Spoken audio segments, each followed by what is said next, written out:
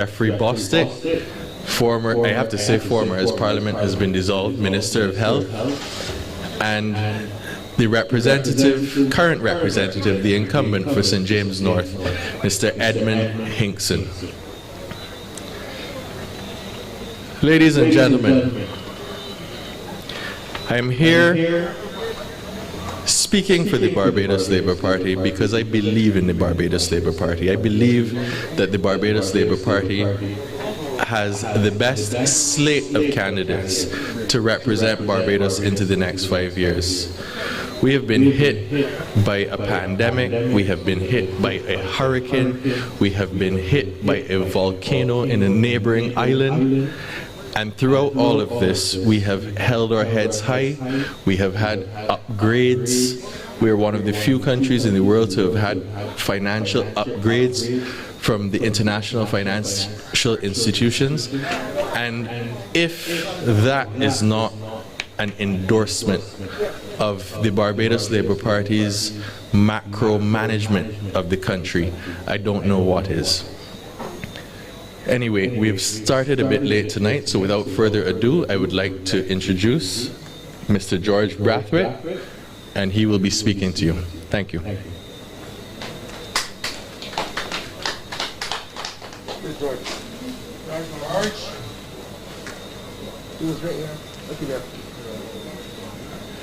Here he is.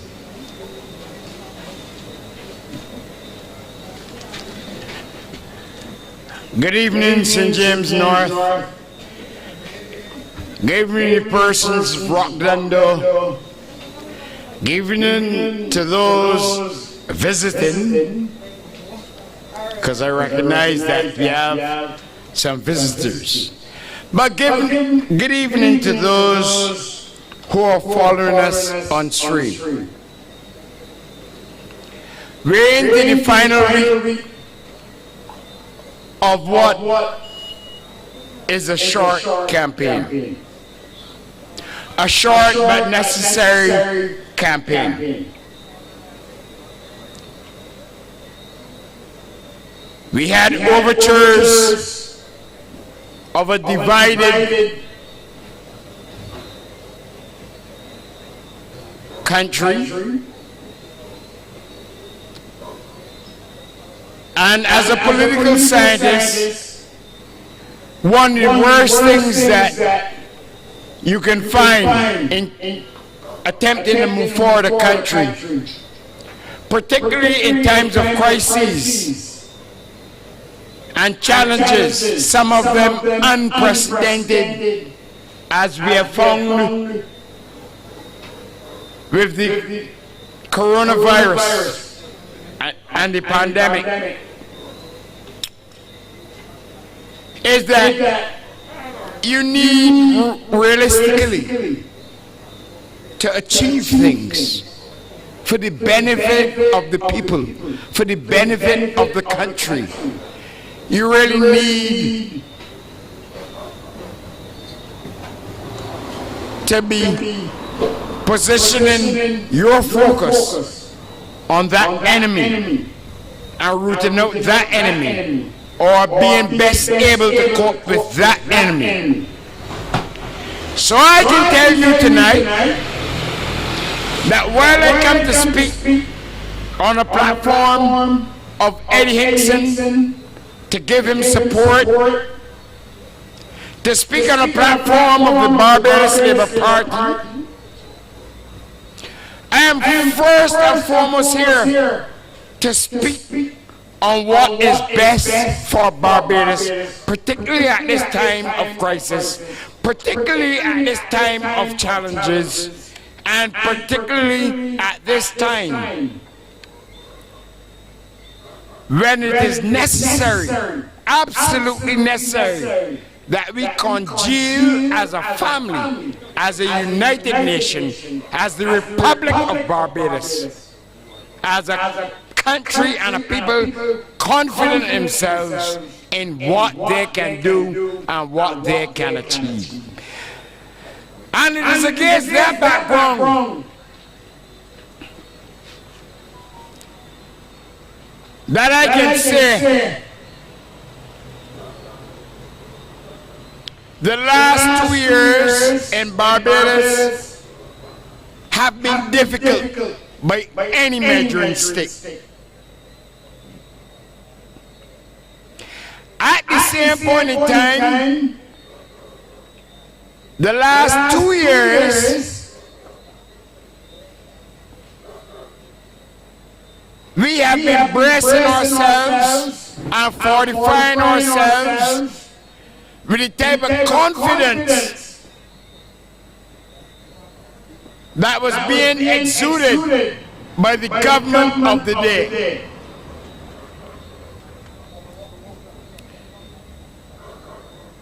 In the former administration, procrastination, indecisiveness, and too much selfishness took over the whole notion of people-centered development.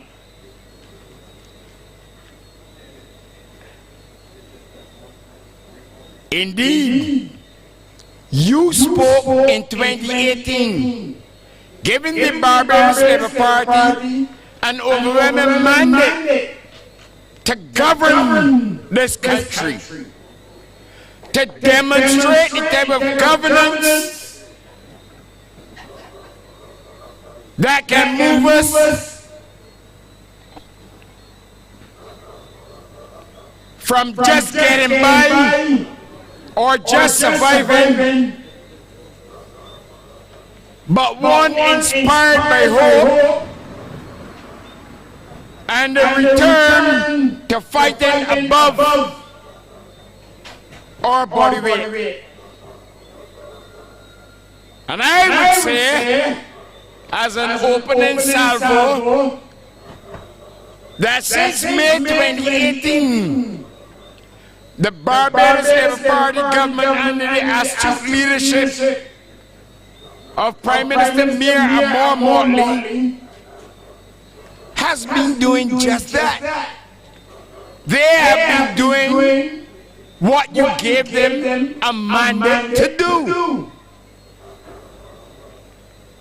Not leaving decisions to serendipity or to lack of chance, but doing things knowing that on each and every occasion you may not be absolutely correct, but you're making a decision based on the expectations of your people, based on the safety and the safeguarding of your people, and based on the fact that you've expressed a vision that should transform Barbados to one where people are much better off than they were in that lost decade between 2008 and 2018. Indeed, the speaker that comes after me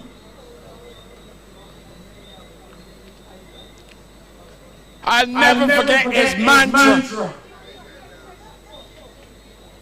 I'll never forget the dedication and the commitment that he has placed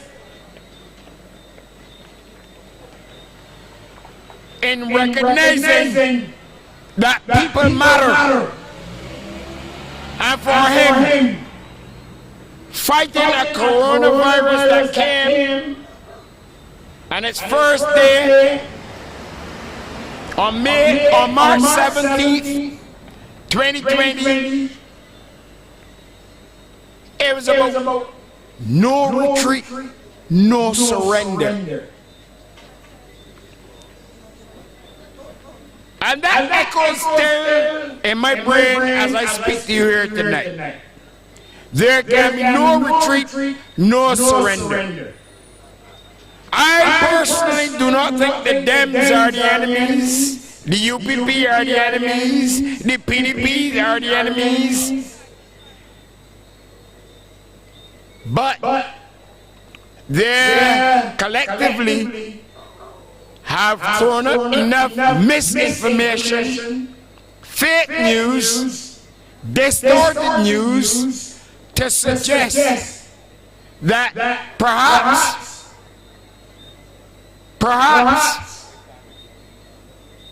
it is necessary to treat them in the context of this general election as the enemy. I say that on the background of where we came from in 2018. A treasury totally depleted. A Barbados dollar on the verge of collapse. Public services that were traditionally dispensed to people all across this constituency and constituencies across Barbados not being able to be performed.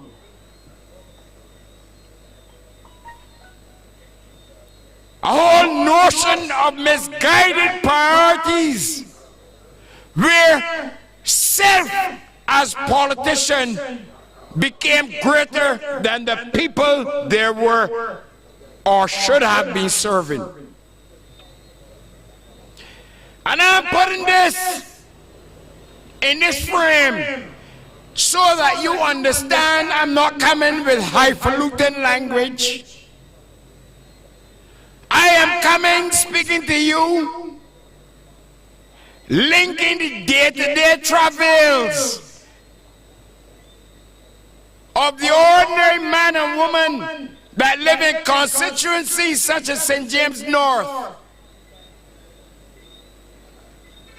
with the realities of the day, the realities that also impacted the government of the day, what it could do with what it had, what were the possibilities, what were the alternatives, particularly as you face an unprecedented series of events spilling over from a coronavirus, COVID-19.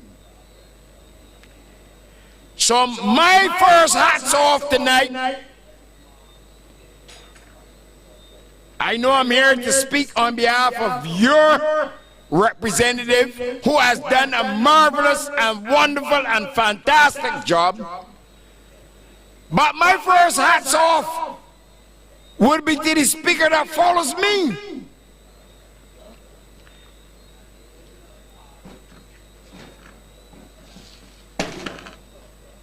And having now earned alongside all other persons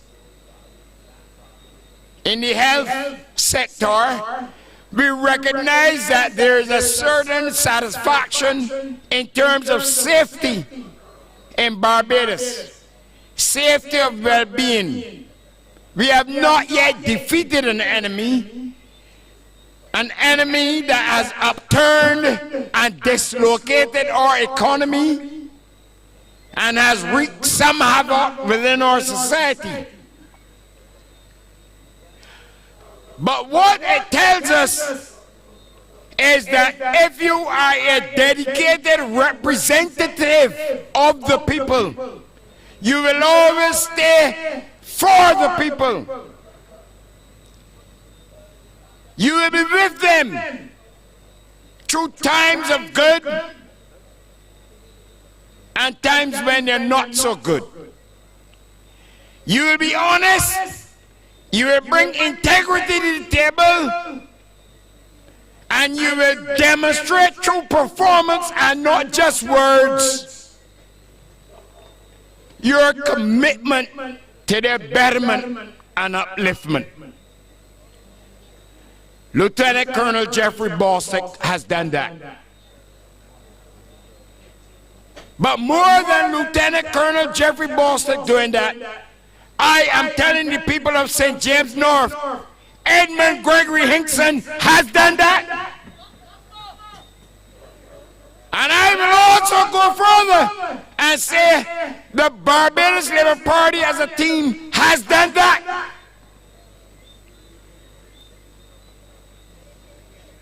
But one need not rest on laurels. One need not rest on well wishes.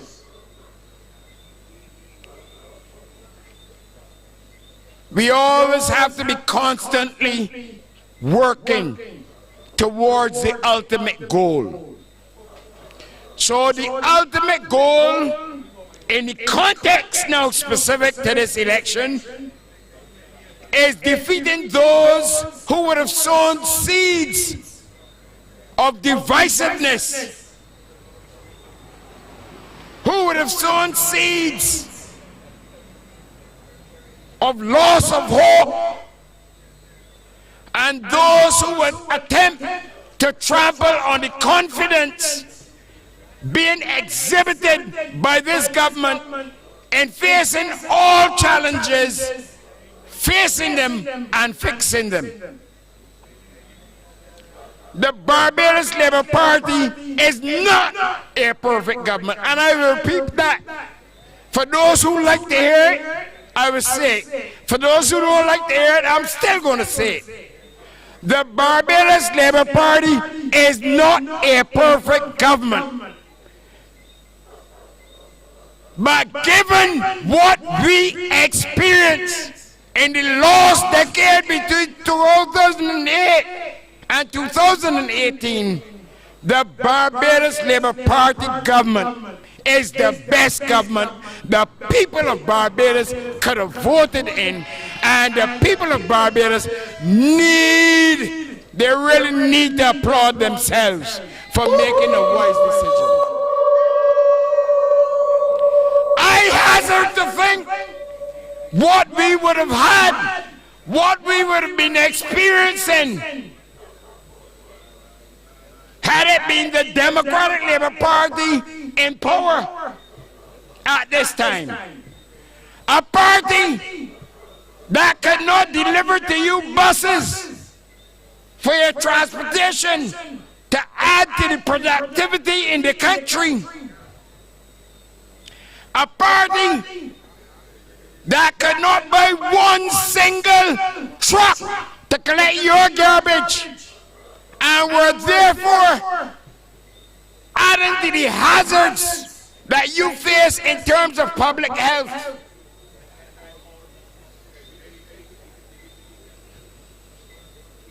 A party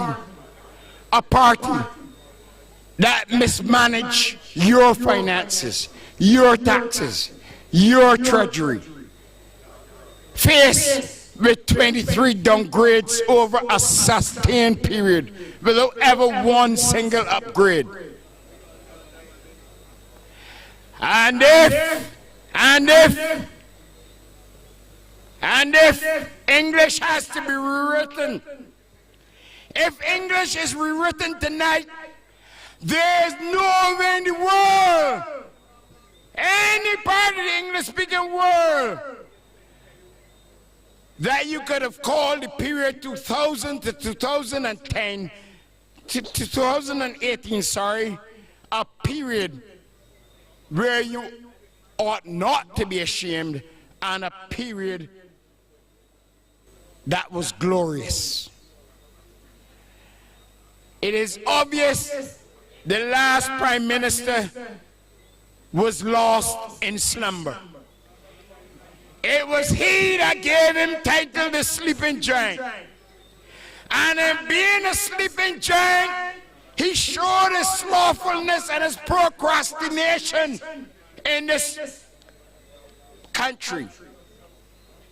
He would not make a timely decision, whether it was dealing with teachers, dealing with workers in various sectors.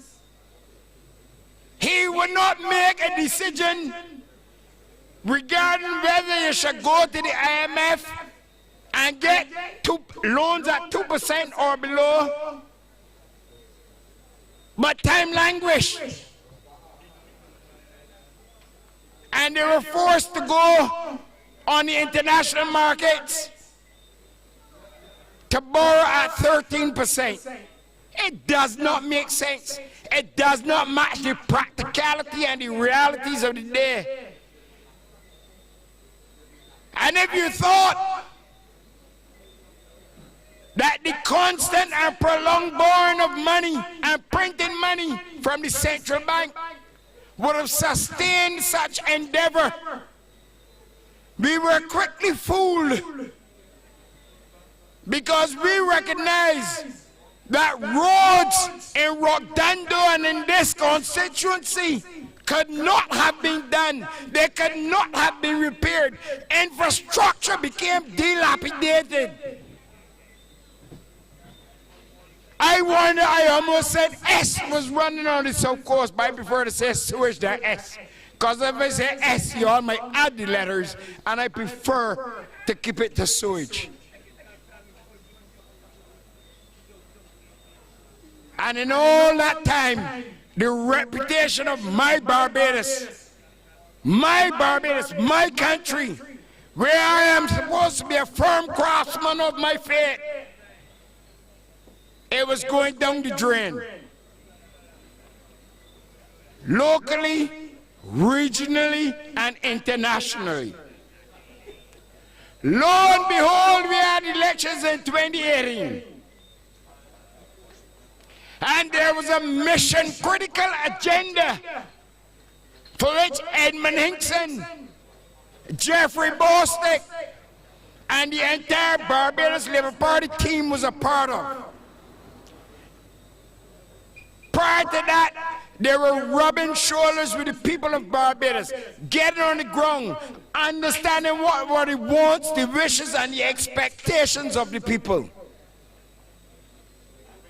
We put those things in a manifesto of promises. We decided to prioritize because we recognize the absence of prioritization in the former government. And we set out to work. And has been demonstrated.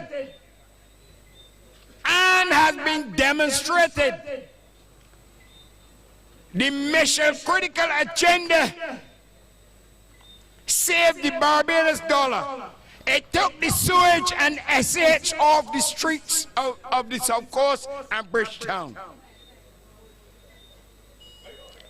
It started to invite a sense of confidence in the private sector in Barbados. All of a sudden there was good communication and dialogue. Of course, there were still issues. Because as I said 10 minutes ago, the Barbados Labour Party is not a perfect government. The only place that you will find a perfect government is when you go to heaven, and that government is ruled by Almighty God. But what the Barbados Labour Party government under the astute and caring leadership of Mayor Motley was doing was putting at the apex of every consideration the people of Barbados. Not the politicians of Barbados, not the politicians of her party. They were putting at the apex of every decision the people.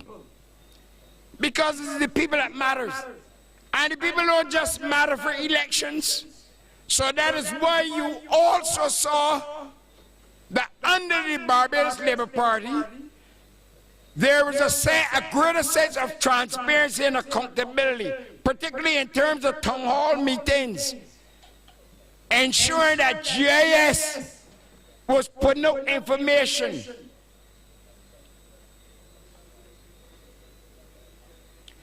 People were accounting for what they attempted to do, what they did, and where they fell short.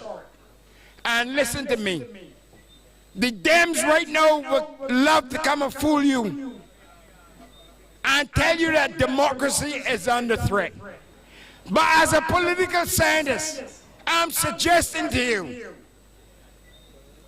that with what started off as a 30-left mandate that ended as 29-1, democracy in of itself has been spoken. There has been greater participation by citizens. There has been greater transparency by the government. It is true, one can say trust levels have fluctuated. And trust levels did not fluctuate because of the actions of the Barbados Labour Party.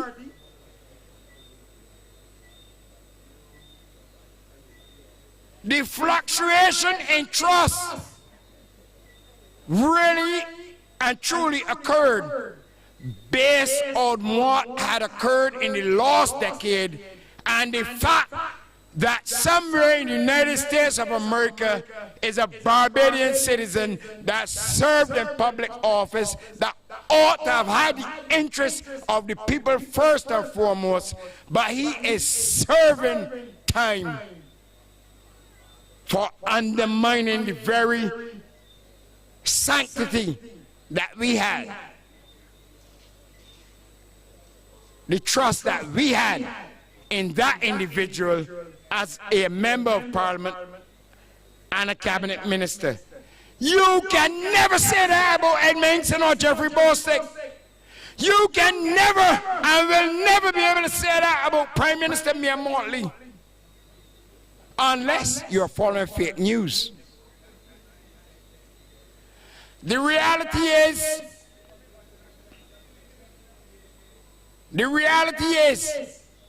that when we consider the pangs of the poor, the people who are homeless, the people who are wondering where do we get the next meal to eat from, we recognize that even in making tough and hard decisions, Prime Minister Mia Mottley still had a very caring heart and was empathetic to the needs of the people and balancing that against what is the need of the entire country. And hence you saw a set of pragmatism. Yes, Mia Mottley kept it real. Yes, I want to help shopkeepers. Yes, I want to help the various businesses. But yes, we are impacted by a global pandemic.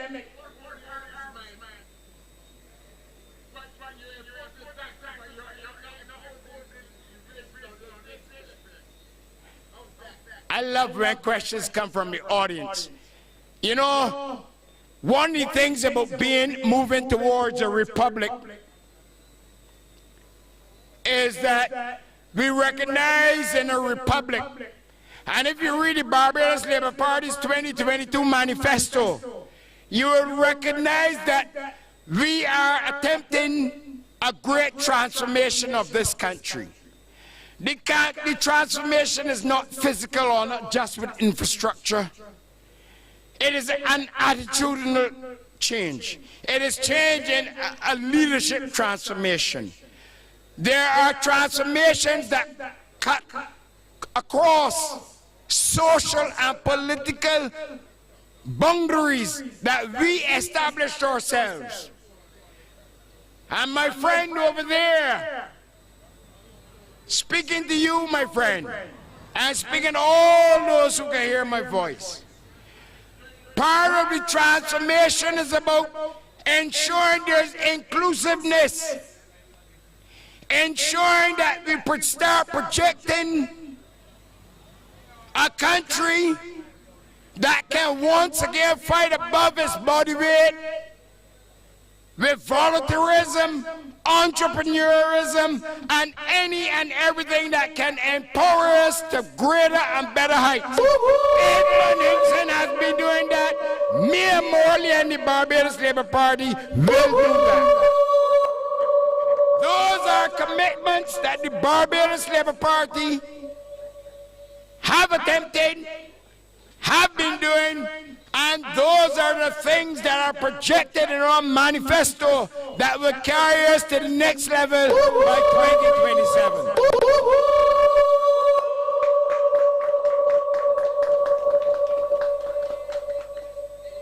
You know, I was talking to a friend of mine this morning, and he was asking me why I think there are some persons in Barbados, particularly those who listen to oppositional voices, tend to become a bit recalcitrant, or want to resist, or want to buck the flow of things. The reality, we are all individuals. We all have individual thinking. We are all influenced one way or another by things that either occurred in the past, occur to us presently, or project or different prospects of the future. But if there's one thing that I can assure you, if there's one thing that I want to assure you, is that when we look back, particularly at the years between 2013 and 2018, we collectively as Barbadians understand it was the most inglorious period ever in the post-independent period in Barbados. Oh Lord!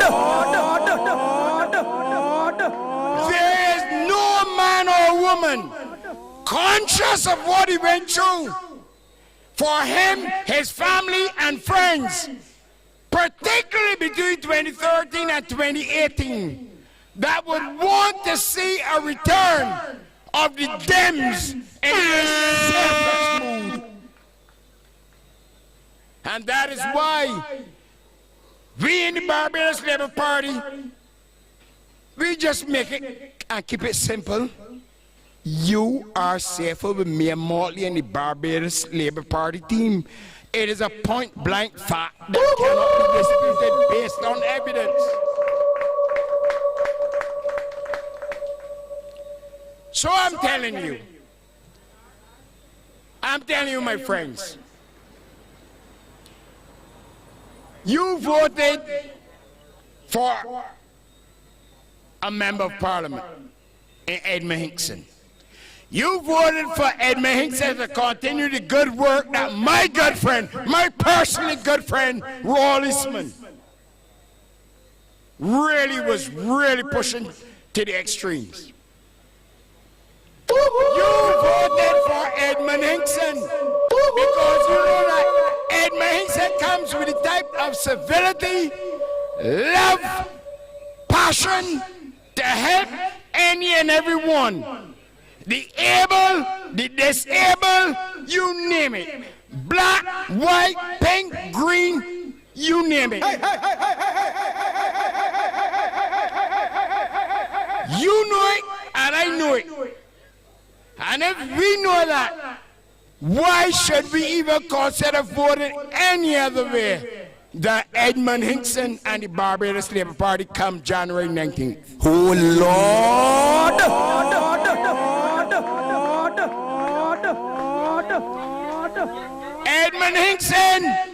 Edmund Hinkson has extended a long right arm of charity.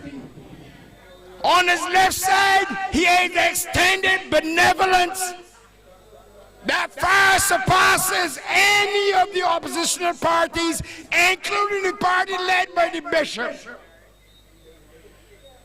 My friends, ladies and gentlemen, all I'm asking you, do not take anything for granted. On January the 19th, you must go and support your families first. You must go and support your friends. You must support your community, your village, your constituency.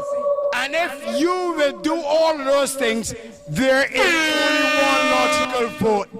and that is to vote Edmund Gregory Hinkson back to the Barbados House of Assembly to carry on committed and dedicated service that he has been given to you over the last 2 terms, and continuing a Barbados Labour Party tradition of ensuring that there is people-centered development, people-centered transformation, and that there will come the time when there is prosperity for all. Ladies and gentlemen, with that I thank you.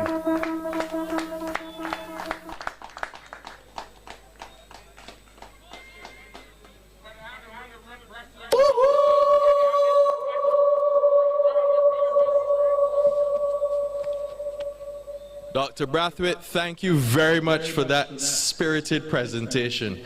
And I must say, listening to it, not one word of that was incorrect. Every single word, the substance of that presentation just now was absolutely spot on. Barbados is way safer with the Barbados Labour Party.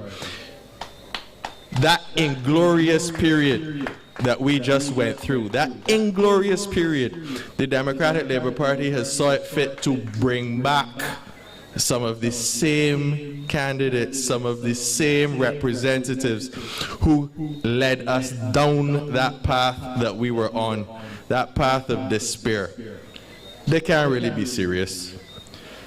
Anyway, our next speaker here to support Mr. Hinkson is none other than Lieutenant Colonel Jeffrey Bostic, the man who has stood by all of us. We clung to his every word when things were at their lowest point during the pandemic, and has continued to lead us into a future where we can see prosperity for Barbados again. Lieutenant Bostic, the mic is yours.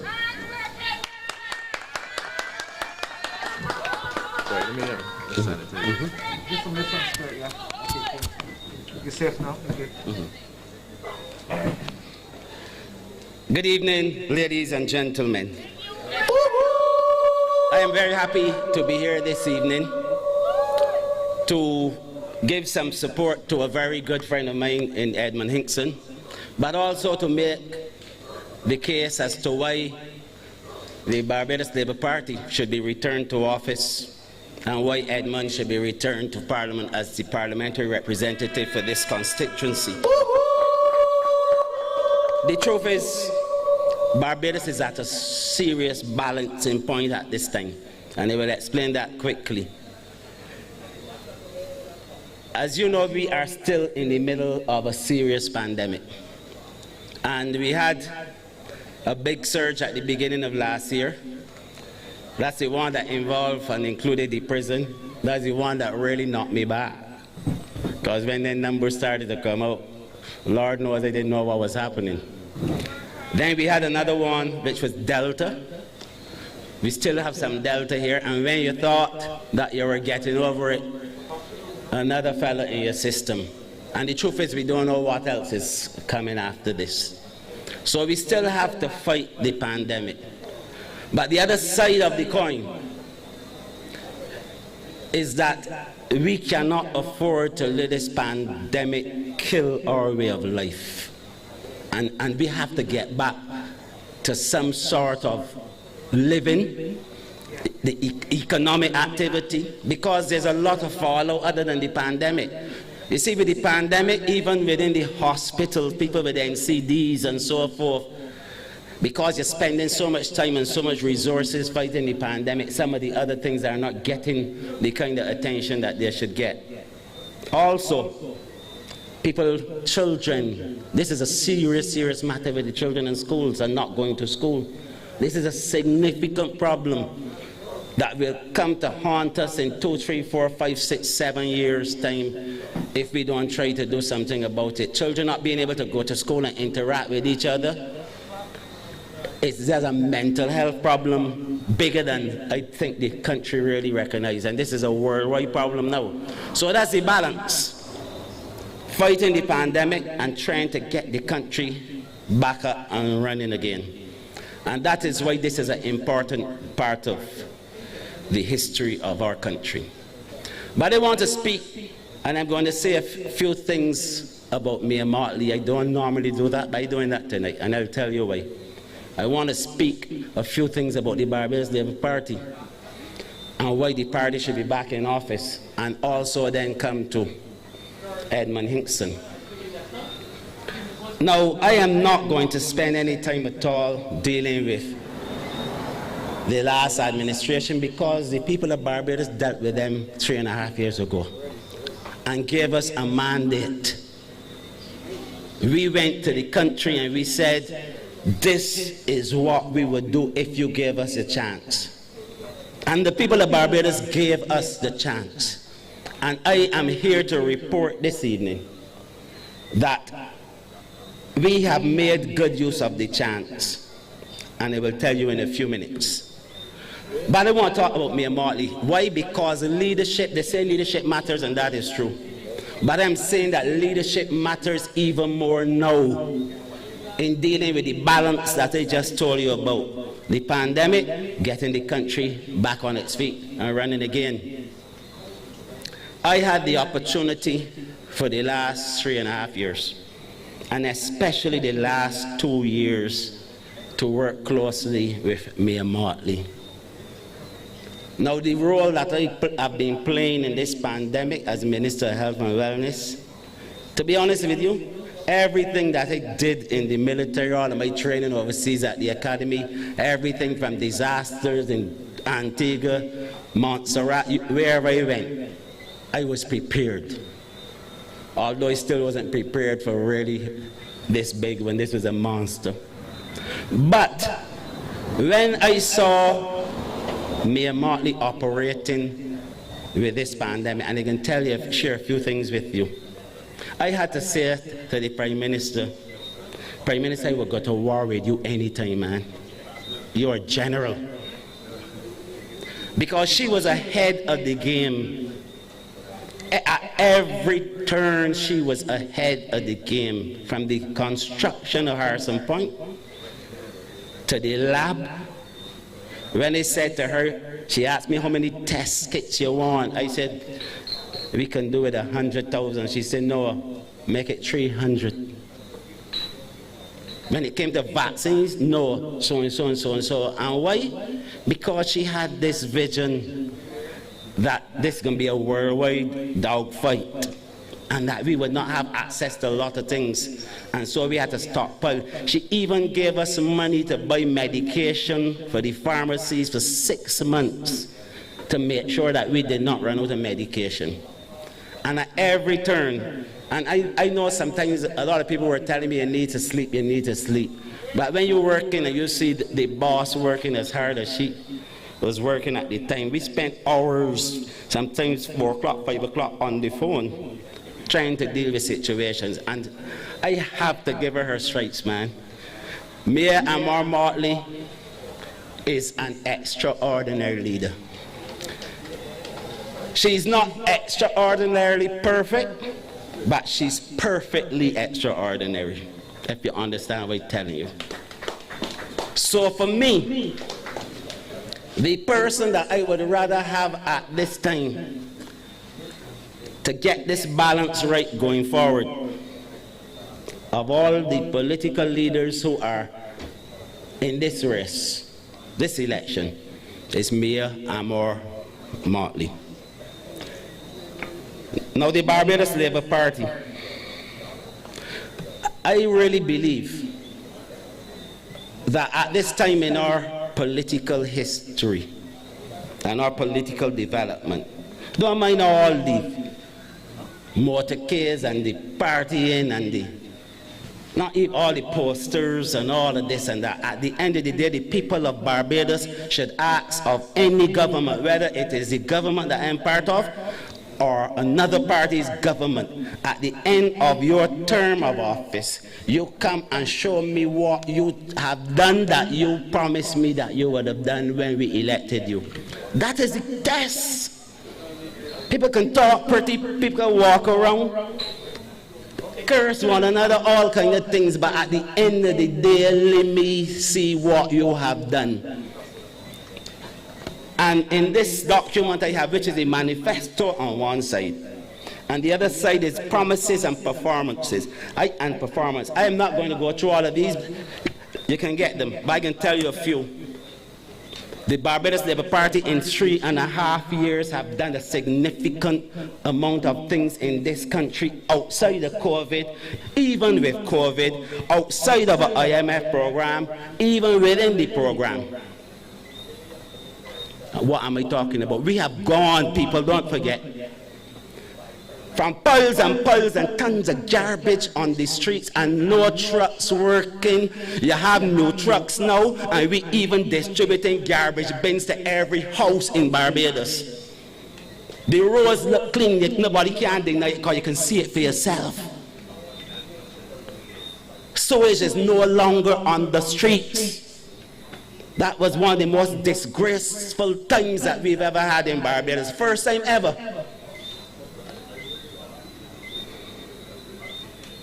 First time ever. From very few buses working to electric buses. And people don't have to be at the bus stop. I used to pass and see school children at 6 and 7 o'clock waiting for the bus. We have a decent bus service that we are even going to make better. Water was a problem. It is not 100% fixed. But the people in St. Andrew and St. Joseph and St. John, St. Thomas, for the most part, have water running through the taps. A lot of money have been spent to try to get things work. There's still work to be done. Endless roads in Barbados have been repaired or fixed in this period of time. Old age pensioners got an increase. Those working in the public service got a 5% increase, the first in about 10 years. People were able to go back to university free. The reverse tax credit that was stopped under the last administration was returned and increased to $1,300. Trust loans to small little business people who wanted some cash to start up that they couldn't get in the bank. They were given these trust loans, $5,000 and $10,000. The Queen Elizabeth Hospital, for the first time in years, got about $25 million to change out a lot of the old equipment at the hospital. The 24-hour polyclinic was started at Winston Scott. The accident and emergency department, there's a new accident and emergency, and we are still expanding to give more space for dealing with emergencies at the hospital. We have started a national cardiac program for heart people, because too many people dying of heart attacks in Barbados and strokes. And now all the ambulance services, including the private ones now, they have been trained, they're equipped that they can do all of the things. They have EKGs and so on in the ambulances, and the emergency technicians now can deal with you on the spot and talk to the surgeons and the specialists at the hospital to tell them what's going on. These are all the kind of things that have been happening in this country. And I can tell you about 25 mission critical things that have been done that are listed in this. We said that we were going to renegotiate the debt. That was done. Foreign reserves from 400 million, 3-point-something billion. That has been done. Integrity legislation was introduced so that everyone, Eddie and all of us, and the few little pennies that I have, because I am a wealthy man, you had to declare your hand, put it in an envelope, and it's with the cabinet secretary of this country. So if you suddenly, like tomorrow, turn up and you own a yacht and 3 and 4 houses, you got to explain where you get the money from to do so. That's what's happened to us. Lighting in the country has improved significantly. So I can go on and on and on, but I'm not going to do that. But I just wanted to make the point that this Barbados Labour Party government has delivered on many of the things that the government promised to do. And there's nobody that can dispute that because you can see it for yourselves. Oh Lord! You can see it. There's still a long way to go. We still have a lot to do. And to be honest with you, I'm sorry that COVID came because you would not have recognized Bridgetown for the things that are going to be happening there, for example. And people thought that when we said that we were going to construct 2 islands off of Barbados connected to the mainland, they thought that that was a joke. But we were on the way. And the studies were done by the people from overseas who do these things, who build the islands in Dubai and so forth. And I can tell you 2 or 3 spots have been selected, but that had to go on hold. And I really hope that we can get back to that one very, very soon. So that you're talking chalk and cheese when it comes to who should be governing the country at this point in time. I am not here, and as I said, I am not one to go back and go back and go back. It is not for the Democratic Labour Party to prove to you that any of the other parties to prove to you that they should be elected as the government of this country on the 19th of January. It's for the Barbados Labour Party to show you that we have kept our promises to this country and that we deserve to be re-elected on the 19th of January. And that is my humble opinion. And so now, for me, let me come to my friend Edmund Hinkson. I've known Edmund Hinkson for a long time. Very long time.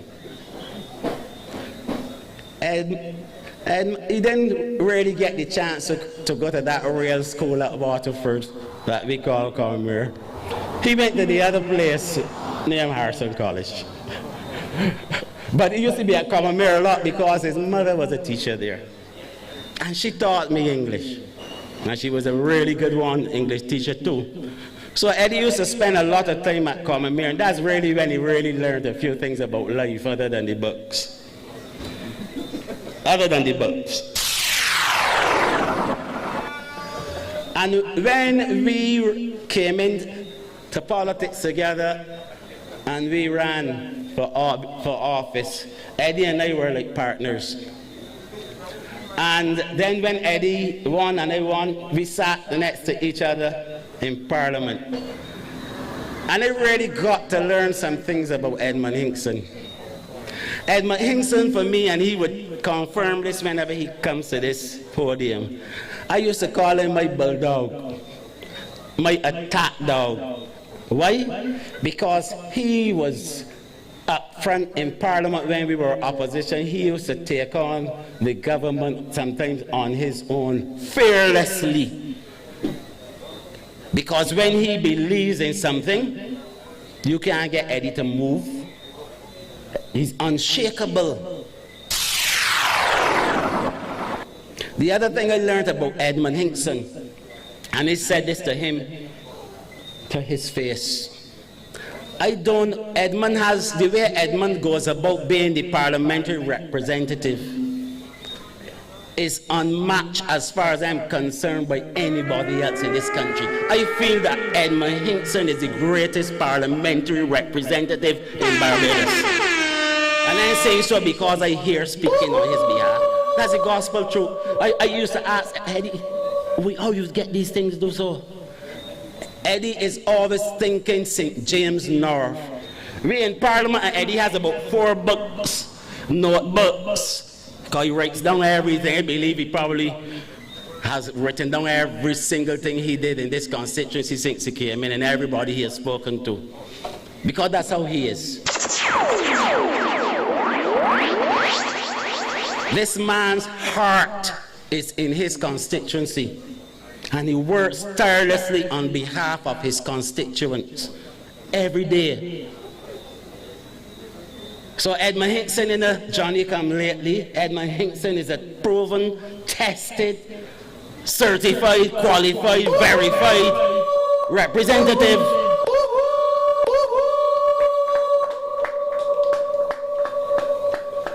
And that's the gospel truth. The other side of Eddie that I saw, and even in cabinet, Eddie is not afraid to speak his mind, even if it is against what others think. That's a strong representative that you have there. Oh Lord! When Edmund, during the reshuffle, was moved from the cabinet, I personally felt it. And I felt it because I worked very, very closely with Eddie. But then I saw another side of Edmund Hinkson. This man was no longer a cabinet minister, but the man redoubled his effort to be a parliamentary representative for his constituents. And Eddie didn't sulk and become absent. Edmund fought, and he was still there. He was still inquiring. He was still questioning. And every single decision that we took as a cabinet, Edmund was still asking you about the impact on constituents and the constituencies. That's Edmund Hinkson. And I'll tell you the gospel truth. If I told you that I would go war with Mayor Motley, my general and my leader anytime, and I really mean that, because of what I saw under some very difficult circumstances, I would go worry Eddie anytime, Edmund Hinkson. He and I used to quarrel about a few things. He would tell you that. Because that's the nature of Eddie. And that's my nature too, because I like a little argument. I do love a little argument. But I really, really respect this man. And that's the reason why I'm here tonight. I respect Edmund Hinkson to the bone, and I would love to see Eddie. I remember when I told Eddie that I was not going to run again. And let me say something about that, because I saw some things that I really could not believe. I am telling you the gospel truth, and Eddie he can back me up here. I wasn't pushed by anybody not to run. I didn't have any arguments or falling out with Mayor Motley. When I was asked to come and run for the Barbados Labour Party, I did so for one reason and one reason only, because I wasn't a politician. I don't even consider myself really a true politician up to now. I'm a soldier. I'm an officer, a military man, and a gentleman. So I came into politics only because it was the city of Bridgetown, and that's where I came from. Chapman Lane made me who I am, and that is why I decided to run for office. And when I made the decision, and I discussed it with Dame Billy Miller, because I had spent 26 plus years in the BDF, and my age at the time, I decided that I will do about 15 years. And why? Because there's life after all of this, man. Honestly, I miss my friends and my family and lining by the shops and doing things that I accustomed doing. And I didn't want, I'm 61 now. Another 5 years, that's 66. Not for me. I want to be able to enjoy a different side of life. I've made my contribution, and it was not pushed. But when I decided, and I told Eddie that I was going to leave, of course he tried to persuade me. And then when he realized I was definitely going to go, he wanted to go too. I said, Eddie, not you, Eddie. You got to stay. You have to stay because you still have some service to give. And this man is an outstanding representative. And so all I could do is to ask the kind and good people of St. James North to re-elect Edmund Hinkson on the 19th of January as the parliamentary representative for this constituency. Not because I like him or anything of the sort, but because he worked hard, he has proven himself, and he deserves to be re-elected. Eddie, I wish you all the best on the 19th, my friend. Ladies and gentlemen, thank you and good night.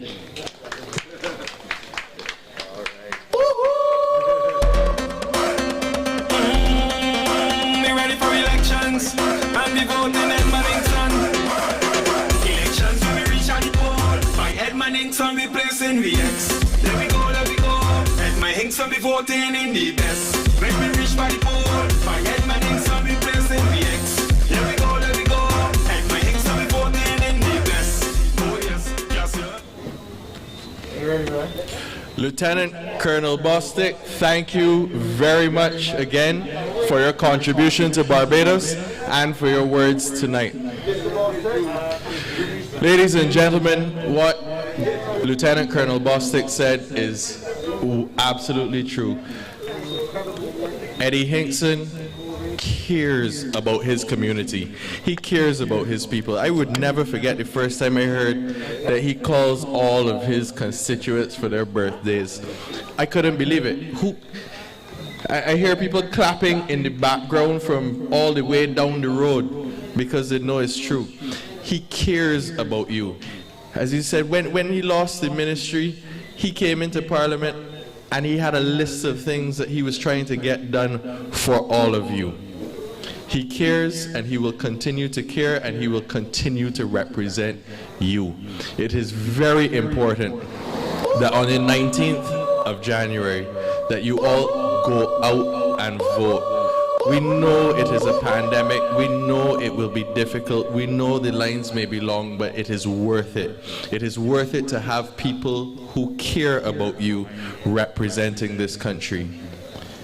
And this may not be a particularly close constituency, but I want each of you to remind your friends, to remind your family of how important it is to go out there and continue to make your voices heard on the 19th of January. It is important to go and exercise your right to make your voice heard, to tell the rest of Barbados who needs to lead you. And the person to lead St. James North is Mr. Edmund Hinkson, and here he is. We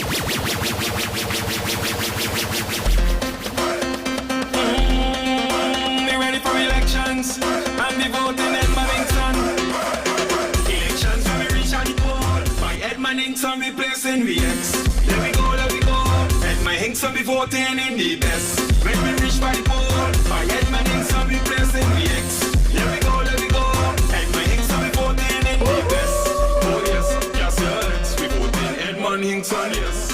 Oh yes, yes sir, we ready for it. Good night, the great people of Rotdunda and the greater people are equally as great as people as in St. James North. And of course we're streaming this meeting tonight, so the people of Barbados are also watching. I first wish to thank Ryan Mosley, the chairman of this meeting. Ryan is an outstanding individual, a lawyer. This is the second campaign of mine he's been part of. Last elections he spoke in Upper Bakers near here. His dad and I, tremendously close friends, his grandfather, my father, we all born in the bosom of the Barbados Labour Party. And I thank him for agreeing so readily to come and share this meeting tonight. And the first speaker you would have heard, Dr. George Bradford, he spoke for me as well in the WIM. George knows me longer than most people know me because we went to primary school together from age 6. And you know, it's always an honor to have George, a lifelong friend, speaking on my behalf. And the Most Honorable Lieutenant Colonel Jeffrey Bostic. It is a pleasure to have him here. Immediately as I asked Jeffrey if he would speak on my platform this election, he readily said yes, and you heard him speak towards me. I almost cried hearing Jeffrey speak because I know he means every word of what he said.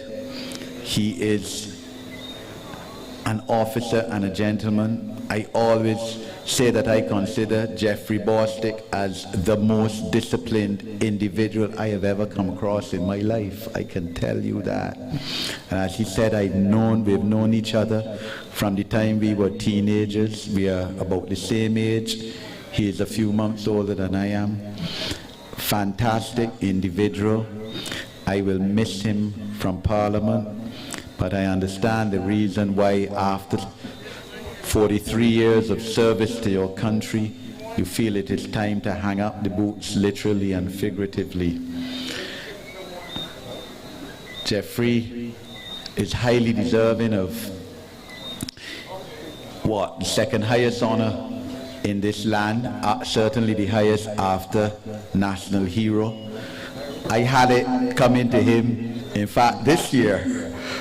After his retirement, it has come 1 year earlier, and he is highly deserving. When I, of course, heard that he was going to be made the most honorable, I felt great, as I'm sure, virtually everyone in Barbados did. He has, over the last 2 years, especially as Minister of Health, worked tirelessly to save this country's health and keep intact the health of the people of this nation. And the health of a nation is the wealth of a nation. And his stewardship as minister has been absolutely outstanding. He is, in my opinion, and I believe the opinion of the majority of Barbadians, the most impressive minister out of the Mia Motley administration. Regrettably, we didn't have a chance to pay tribute to him for it to go on the records of Parliament. Election has been called in the wisdom of the Prime Minister, who of course has that constitutional authority to call an election at any time.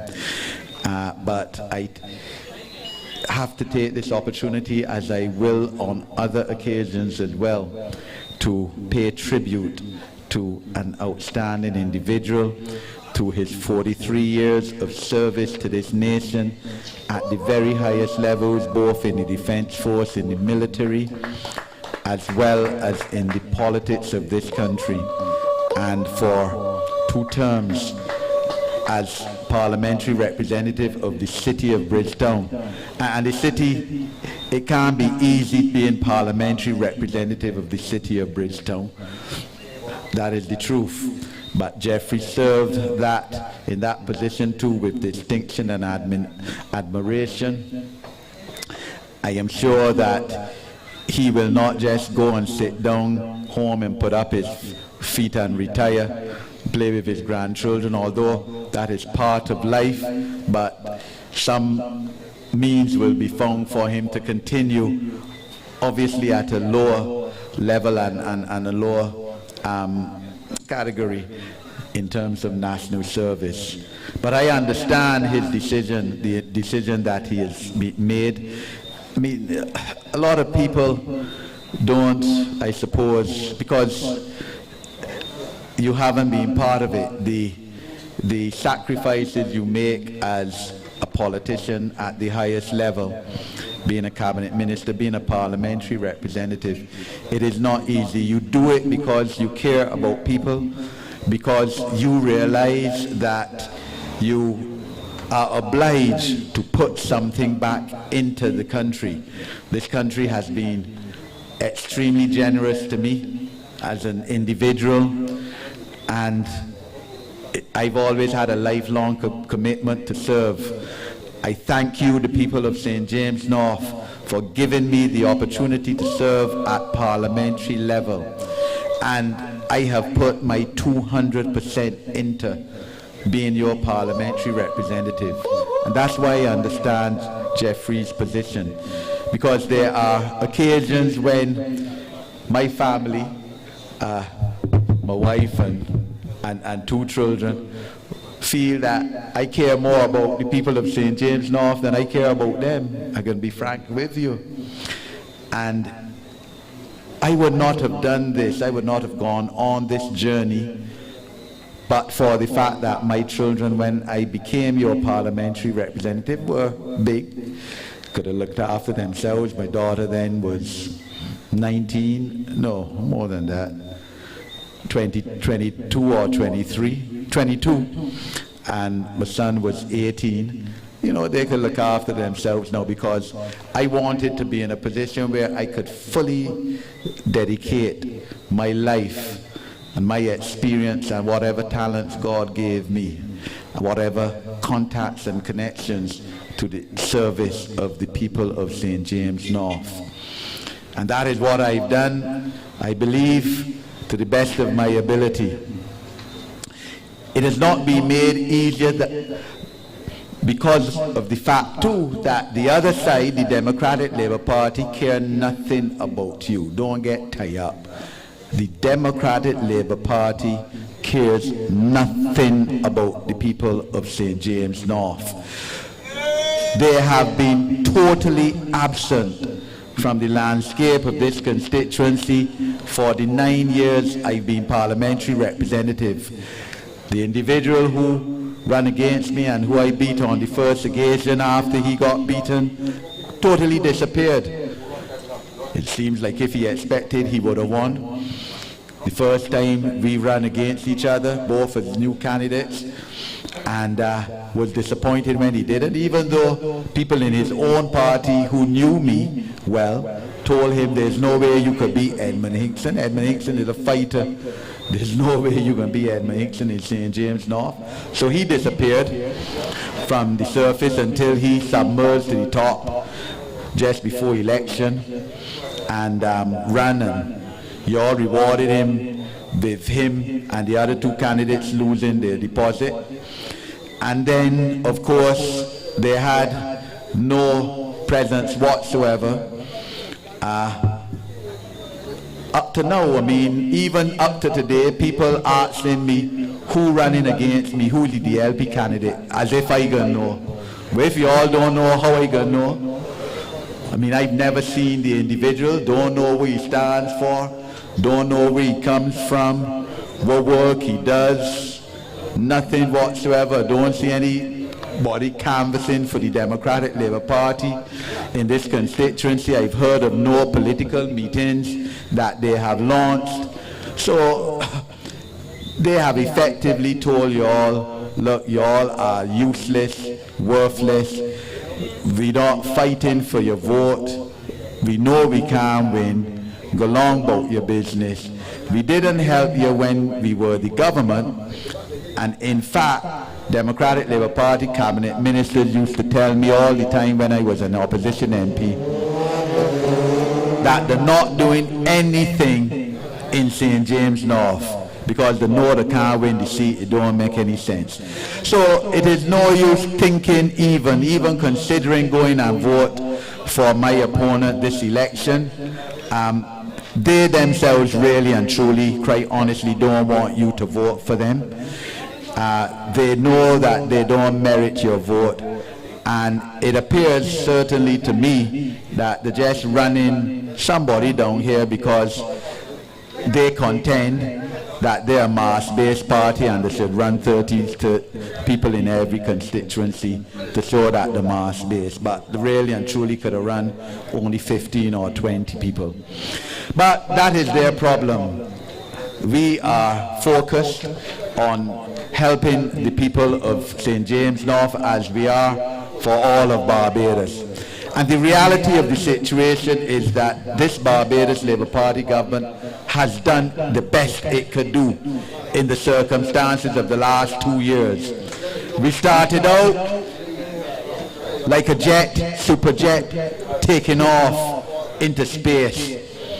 We reprofiled our debt, as Jeffrey said, bringing the debt to GDP ratio down from 175, where we were the third most indebted nation in the world, right down to 120 debt to GDP. Whereby before, when under the Democratic Labour Party government, 70% of the money that was earned by government in foreign exchange went towards payment to debt. We brought that down to 30%, 30 cents in every dollar going towards debt, and therefore giving elbow room to give the people of Barbados what they deserve. So we increased public servant salaries by 5%. Immediately I'm coming into office, 3 weeks after the Prime Minister's mini budget, we increased the non-contributory pension by almost 50%. Old people, our seniors who had not made the requisite amount of contributions to the National Insurance Scheme to be able to get contributory pension, but we still giving them pension because they have to survive too. And we increased that from $155 every 2 weeks to $225. We, of course, come out the rain a bit. We, of course, took your children and grandchildren back into school, back into University of the West Indies, with the state paying the tuition fees. I regard what the Democratic Labour Party did in terms of making your children and grandchildren pay for their tuition fees as a criminal act. It defied everything that their leader, the Right Excellent Errol Barr, stood for. So when they come to you, as they still do talking about Errol Barr, dismiss them. Well, they remove a major plank of Errol Barr's philosophy by making your children and grandchildren pay for their university education. We restored state-funded tuition fees to your children and grandchildren, such that the first set of graduates from that new policy of the Barbados Labour Party 3 years after would have graduated 2 months ago. And one of the lead students in, I think it is social welfare, wrote the Prime Minister a letter that she read out in Parliament, brought tears to your eye, thanking us in the Barbados Labour Party government for allowing them to go back into university. That's what we did. And then, of course, we brought new garbage trucks. After the Dems did not buy a single garbage truck. After 10 years, 3 months. And garbage bins here, all around St. James North, including in Rockdunder. We bought a fleet of buses, electric buses, well fitted and extremely comfortable, air conditioned, Wi-Fi accessible, space for people with disabilities and the wheelchairs. All of that we did. We removed the sewage from the South Coast, which was causing phenomenal problems to people's businesses and the tourist industry there. We'll just take a little break to adjust to the rain. Go back on this side, go back on this side. The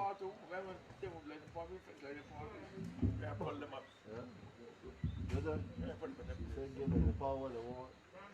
Children want our part? The channels will get fair. Don't let it happen again. No rain.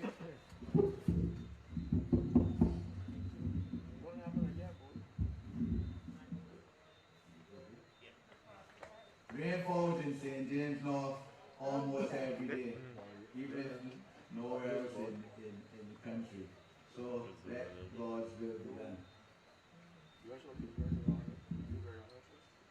We have brought in, we have transformed and reformed the pending legislation of Barbados, decriminalizing 330 years of ignoble history of Barbados from in the depths of slavery, whereby people who were slaves and descendants of slaves were criminalized just for seeking a living for their family, just for survival, just for selling so that they could put food on their table for their children and they could clothe their children. And we reformed that, decriminalizing vending without licenses, such that you no longer, of course, will have a criminal record for breaching any vending laws. Because, as we all know, you require a police certificate of character that shows no record for about 85% of the jobs in Barbados. You require a clean police certificate of character to go, for example, to the United States of America to get, you can't get a visa without it if you have a record. So you won't be able to go there to see your family, your children, your friends. We brought that revolutionary piece of legislation a few months ago into Parliament and enacted it into the law of Barbados. We made it easier for you to get a license. People like Chris here, to get a license annually to run his shop. You had to go and stand up in York Sun, down at Fort Town police station or police stations across Barbados. You pay $100 if you want it, whole effect Saturday night, or $350 or $1,000 variously for shops or whatever. And that was a nonsense, because you're trying to make a dollar by legitimate means, and the state making it difficult for you to earn a living.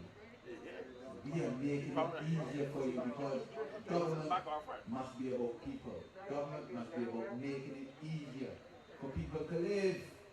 And that is what we have been doing. So, of course, you can pay your taxes online, or you can apply for a police certificate of character online tonight, pay $25 and get it back tomorrow. All of that we are doing, transforming the society. We're going to make it easier at customs, in the harbour, to get stuff out to the port. In terms of your driver's license as well, able to renew it online. In terms of your passport, you can apply online for your passport or renewal of your passport. And I feel proud about that, because as Minister of Immigration for 26 months, I would have been pioneer in terms of that reformation and helping make the immigration department what was generally accepted as perhaps the best government department in Barbados today. But government, of course, or politics is local as well. And of course, I have to speak about what I have done in St. James North. Well, of course, we've had the Life on Work Skills program every other year since I became member of Parliament, whereby many young people between the ages 17 and 35 have been able, through an 8 to 10 week course, to gain life and work skills, certain softer skills which enables them to enter the world of adulthood and enter the world of work. Because let's face it, in many cases our educational system is outdated and it's recognized by the government. Hence we have a commission on educational reform, curriculum reform, out of the Ministry of Education. And we have done well traditionally in terms of academics or basic skills, even though we have very high percentage of people leaving school without certification, and we have to address that. So the program that I am patron of essentially is geared towards giving children critical thinking and problem solving ability and teamwork, and how to dress for an interview, not to go into an interview with your pants down and your pants showing, how to prepare for it, how to write a CV, how to interact with people at the workplace, and customer service. All of that is what we did We were to start a new co-op last September. We had about 60 young people there ready to do it. But then, of course, COVID came along, increased in numbers, and we could not do it. And regrettably, we don't know when we will start. Hopefully, we will start as soon as these COVID numbers come down and Omicron disappears. We have a remedial literacy program for young children, primary school children. We had one up to August last year. And those programs are extremely well received. We have volunteers, teachers doing it, and parents are extremely grateful because again we have a problem in terms of literacy ability among too many of our primary school children. A politician or member of parliament can't do everything themselves. So I have joined alliances and associations all across this constituency with the schools, with the churches, with the non-governmental organizations, with the community organizations to help build capacity among the people of St. James North. The basic essential is that we've had to give tablets to many school children who have, for the better part of the last 2 years, had to do their schooling online. The Ministry of Education, of course, is incapable of providing tablets for all. You can't get up or you can't get up. Okay, so the camera right above your head. Who don't have tablets. And we have filled in there and provided tablets for a lot of children in this constituency. Walk directly through the schools. Don't put the... We have helped buses to schools. Of course, we have not had sports days recently, but we used to provide prizes at the sports days and take out the graduating classes of the primary school in this constituency. And because mentorship and tutoring children at this level is part of what is being a parliamentary representative. Of course, we've always had,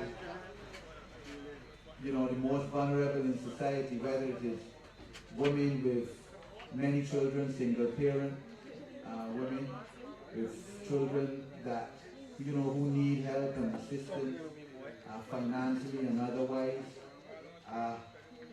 whether, it is fire victims, whether it is people with disabilities. My main policy area, one of my main policy areas, and I always try to ensure that the most vulnerable in this constituency are looked after to the best of my ability. And we have helped as a government, especially in COVID times, because this constituency has been really disastrously affected because of COVID. We know that about 85% of our households have at least one member of the household who work in tourism or entertainment or hospitality at the advent of COVID. 2 years ago, unemployment rate in St. James North was very low. But COVID comes along. Hundreds of my constituents are laid off, and you have to find a way to still help them survive. And that is what we did to the best of our ability. Many persons in this constituency have been touched in one way or another, positively, by my efforts, especially during the last 2 years, but not only during the last 2 years. Throughout my tenure, my 9-year tenure so far as Member of Parliament. They could attest to that. I don't broadcast it. Some of my strongest supporters tell me, Eddie boy, you have to let people know what you do. I'm not one of those who believe you have to be pompous and boast and be out there telling people, look, I did this for you, I did that for you, and therefore you owe me. I leave it to the conscience of the people. I know that last election, you all rewarded me with 83-84% of the vote. And I thank you for that. This is now another election.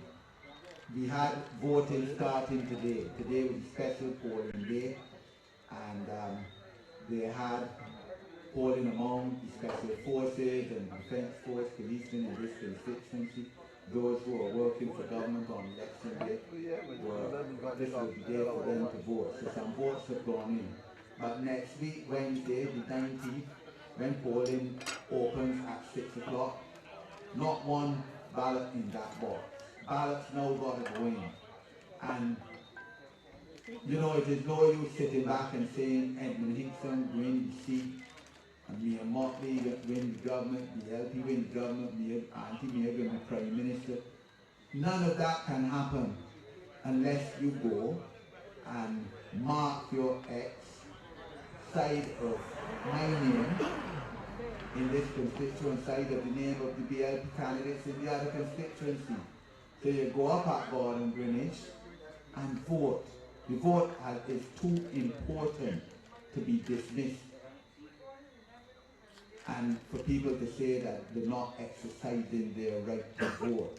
We know that once you go to the polls, the strong likelihood is that you will be voting for me, for the Barbados Labour Party in this constituency, and we need that to be done. And depending on you for a vote, support is not good enough. So you hear people say, I supported you, or I supported the BLP, or I supported Mia. But unless you go out now to the polls at your polling district, your polling station, and you convert that support to an X on a ballot paper side of the name of the Barbados Labour Party candidate in that constituency, that support is useless. We have tremendous plans for you going forward. And look, yes, we've only had 3 years, 8 months, which is a lot less than 5 years. So no one could reasonably expect that we would have fulfilled our total mandate, what we had committed ourselves to do in a 3-year, 8-month term. So therefore, yes, it disturbs me tremendously that this road, right here, Rockdunda Road, has not been repaired. I'll be honest with you. All of us as members of Parliament were asked to submit one road in your constituency to be repaired. If it were one road, what road you would name? And we all gave those roads 3 months after the election. And my one road was Rockdunda. My one road to be repaired was Rockdunda Main Road. It is in fantastically terrible state, and it was a major through. But it has not been repaired yet. That is the truth. We know it. It is scheduled to be repaired, all right, as soon as possibly the funds can be found but the reality is that when we came into office, we found a study that was done in 2017 that said that the 70% of the roads in Barbados were in a state of disrepair and needed repairing. 70%, that's what we came and found. So all 70% of these roads that need repairing across the length and breadth of Barbados can't be repaired in one go. And they have to be scheduled. And we got some roads repaired in Upper Mount Stanfast. Of course, as you know, the highway 2A has been substantially renovated. Plans, of course, to repair the bottom highway, because Black Rock to Port Town has been done. The next phase now is Port Town to Spike Town, which traverses the whole of St. James North on the coast, and it will be done. Drainage is being tackled. Still a lot more to be done, we know, but as we speak, over the last 2 weeks, works have been done in Sandhill to alleviate the drainage problem. Up there by Sober's shop, coming down from Turtle Brathwaite, indeed coming down from St. Andrew and St. Thomas. And it's a continuum. COVID has set it back tremendously, as Jeffrey, as Minister of Health, here told you tonight. We've had to spend billions of dollars on COVID in this country. Starting from constructing a brand new hospital in St. Lucie, Harrison's Point, hallmark of the vision of Mayor Motley and the Barbados Labour Party cabinet and government. And that hospital was built in record time, also a hospital dedicated solely for persons with COVID, not having to mix up with other people in other hospitals. And that surely saved many lives in this country. Many, many lives of people getting dangerously ill. That's what we've done, a lot of money diverted to that. And we ask you to please continue to be patient with us as we try to resolve the challenges of this country, the infrastructural challenges which meet St. James North, roads in Ashton Hall, and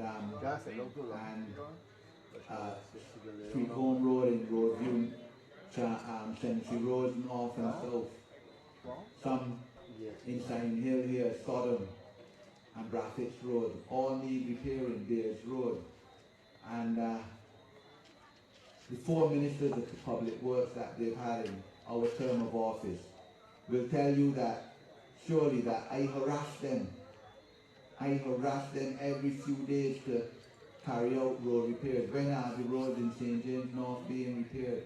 When is the drainage problem, which is in Trent, going to be dealt with?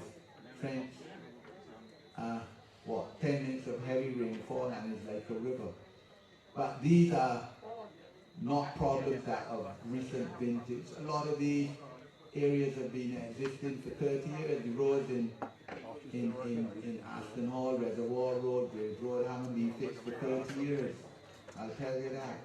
Trent has been a problem in terms of flooding for 60 years.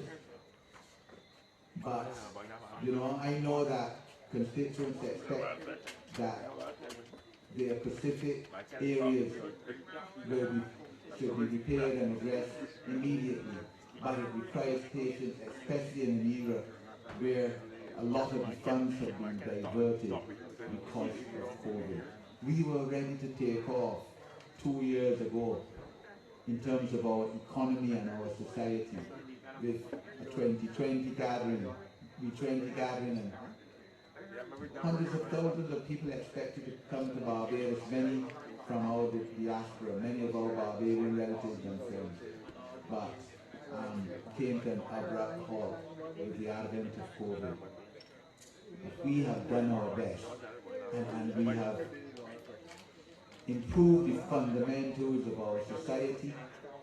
We brought in, as Jeffrey said, prevention of corruption legislation that has been proclaimed in September last year. So we now have legislation that could lock up people in high places to carry out corrupt practices. And this is very important because it can be that somebody from Rockdunder or Western locked up and brought before the court and fined or locked up because they steal 2 tins of sardines from a shop. But people in high places who are enriched by millions of dollars because of the positions that they held walk about scot-free. It can't be that way, and boast about it. So we also need to pass the Integrity in Public Life Act, and we would have passed that. That passed through the elected parliament. In other words, people like Jeffrey and I voted, and we passed that legislation, and when it reached the unelected parliament, the Senate opposition elements skimmed it and defeated it. Amazingly, I don't understand how that happened up to now, because it needed a 2/3 majority in the Senate because of the constitutional change. 14 votes. The Barbados Labour Party only has 11.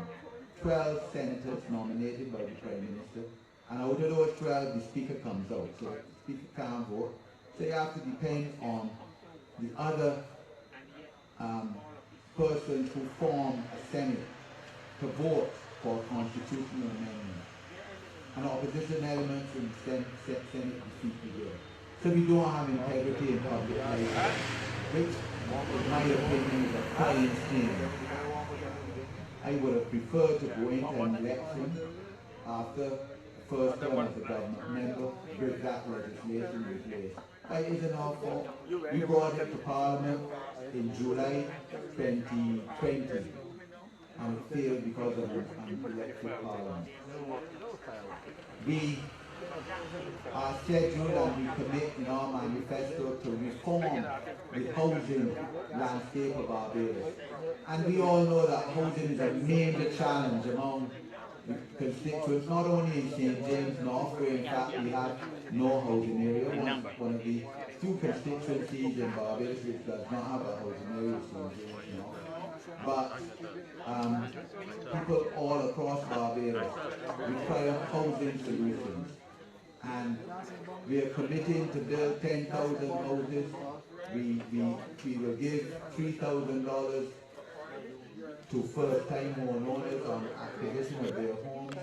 This could go towards payment of legal fees or payment of the first 3 months of the mortgage or towards down payment and deposit on the purchase price. Because we need, yes, we realize the state has to intervene in this market and in this concept so that you can get a house once you have the financial basis to get it.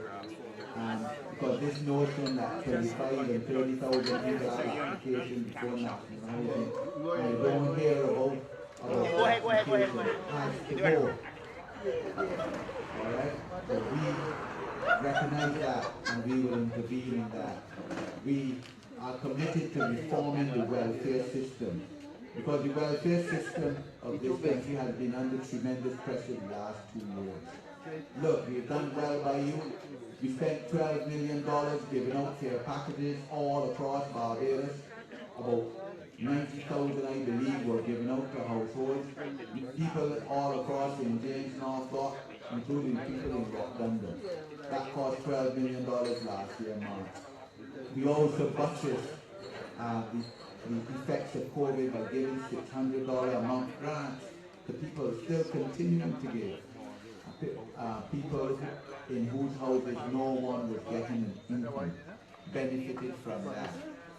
We increased the welfare budget, gave greater sums of money to people in welfare, but yes, we recognize that the welfare system needs to be rationalized and we're committed to bringing all the government departments which deal with welfare into one organization and to making it more fit for purpose.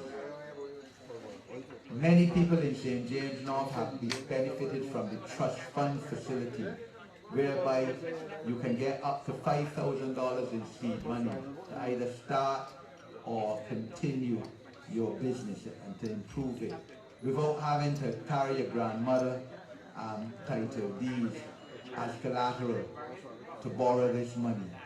And about 100 people in this constituency have benefited from that, as indeed about 4,000 across the whole of Barbados, because government can't employ everyone, and we have to give you the basic facility to be able to create your own business. And through the trust fund, of course, we also give you training in customer service, in financial management, in how to market the business. All of that this government has done amazingly in a short space of time. And even though COVID has been with us for more than half that time, 2 years now. But in St. James North, if given the opportunity, as I said, we will certainly address the aspect of the need to repair many roads and to alleviate flooding in Trench and in other areas, and to continue the improvement of our resilience to hurricanes and to adverse weather conditions. We will also, of course, look to create jobs, have programs for job creation, and provide for situations whereby people can market their skills. The Prime Minister has spoken about our budgetary proposal that many people be trained in terms of their skills in construction, because we're ready to take off again as we were as we did under the last Barbados Labour Party administration. in terms of construction in this country from this year. Clearly, the Zone 1 issue is an issue that has to be dealt with. And on the second last occasion when Parliament met last month before it was dissolved, a bill was laid in Parliament which would rationalise the Zone 1, the strict Zone 1 policy, and take some areas in this constituency out of Zone 1, such that you will be allowed legitimately to install toilets indoors in your facility, whereby in some areas, including some in Rotterdam, you are prohibited from doing so if your house was not constructed before 1974. This is a policy that is outdated. From the time I became a member of Parliament 9 years ago, I contacted and visited the town planning department, the water authority, the other government departments on this issue. All I was told was that it will be dealt with soon. But you know, the Dems were in office 10 years, 3 months, never dealt with it. And we are dealing with it. The bill that was laid in Parliament 2 weeks before Parliament was dissolved has of course died on the dissolution of Parliament. But we have every intention of bringing it back early in the next parliamentary term, if you are so kind, the people of Barbados, to re-elect us as the government of this country. And it has to be dealt with because this is part of improving the lives of the people of our country. I will continue, of course, to do my best for the most vulnerable in this country, whether it's people with disabilities, whether it is instituted programs for single mothers, for single fathers, to improve their parenting skills, because you can't read about being a parent in a book. It comes by experience. And, you know, all help is convenient and necessary for people in understanding about children and what it takes to raise children. So, I hope and pray that you will find it fit to re-elect me as your representative after the next elections next Wednesday.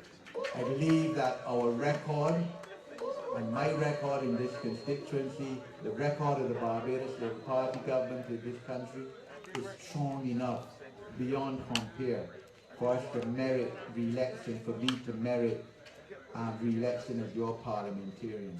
As I said, the alternative really and truly seems bleak. I don't even think that the Democratic Labour Party government wants to win this seat or cares whatever about winning this seat. They just put a candidate up for show, and they're not talking about electing any strong opposition through this seat. And this notion about voting for the Democratic Labour Party because you need a strong opposition. Let's first say, you know, they introduce their leader on political platforms and you don't hear them talking about the next Prime Minister of Barbados, like how obviously last election we used to introduce Mia as next Prime Minister of Barbados. So right now they're fighting among themselves who will be leader after next week, Wednesday, when they will no doubt put their present leader out to sea. Because the first thing is that the Democratic Labour Party don't really respect women, never have, and certainly don't know now.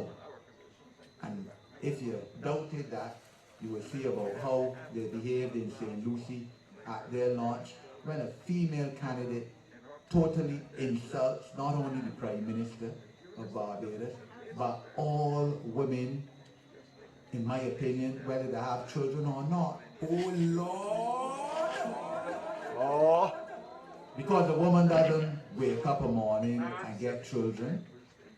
Many women who have children in the 30s, some even in the early 40s for the first time, you're going to say that those women didn't have a caring character before they had children, but suddenly when they get a child at age 40, 42, they have a care. But that is abject nonsense. And quite frankly, the decent thing for the leader of the Democratic Labour Party who was on that platform to have done is cut that speaker, that candidate, and tell them get off the platform. You have now insulted all women in Barbados. Well, that is normal behaviour for the Democratic Labour Party. And the apology can't be sincere because the individual believes it. Just made to apologise, to try for political expediency. And that is the Dems all the time. You will remember last election, their behaviour at their launch meeting by the stadium was quite frankly an embarrassment. I felt embarrassment as to see fellow citizens born and bred in this Barbados behaving that way and insulting a woman. But as I said, that's the Dems. They never had a female cabinet minister, never made any woman a cabinet minister until the last time they were in office, whereas we made so many women cabinet ministers before that, starting from Dame Billy in 1976. They never had any. They had few female parliamentarians. They don't put up many. In fact, in this election, they only have 3, where the Barbados Labour Party has 8 women running across our constituencies, 30 constituencies. And even when the Democratic Labour Party puts women forward as candidates, in most cases, they put them in seats that they can't win. In Barbados Labour Party, traditional seats and against strong candidates who don't want them to win. So women who comprise the majority of voters in this country in every election should absolutely reject the Democratic Party, but they don't care about you. And they don't deserve your vote. Okay? So, let's face basic facts. You don't vote for an opposition, you vote for a government. When you go in to the ballot box and you see 2 names here representing 2 parties, or in some constituencies more than 2, but the others are nuisance candidates. Let's face facts. In this constituency, it's only 2. And you vote for who could do the best for you going forward. You don't vote for somebody for opposition. Look at what happened, as I said, with an opposition with integrity and public life act. And because of that, you don't have any integrity legislation in this country. So, I'm urging you, the people of St. James North, and the people of Barbados to go out in your numbers next week, Wednesday, and vote for Barbados Labour Party in St. James North, to vote for Edmund Hinson. The issue is that we will protect you. I know that some people are fearful about going in to the polling station and COVID. Look, all COVID protocols will be in place. There will be social distancing, there will be hand sanitizing, the temperature can get taken. It might take a bit longer process than time than would normally happen, but this is for your safety, because we are about keeping Barbados safe. We are about keeping Barbados on course. And I'm proud to be your representative. I look forward to being given the opportunity to continue being your representative, about being an effective representative, about being the best representative that I can be. But I need your support and your votes for that to happen. And I have full confidence that just as how I have confidence in you, that you will continue to have confidence in me to serve you at the highest level in this country. I'm obliged to you.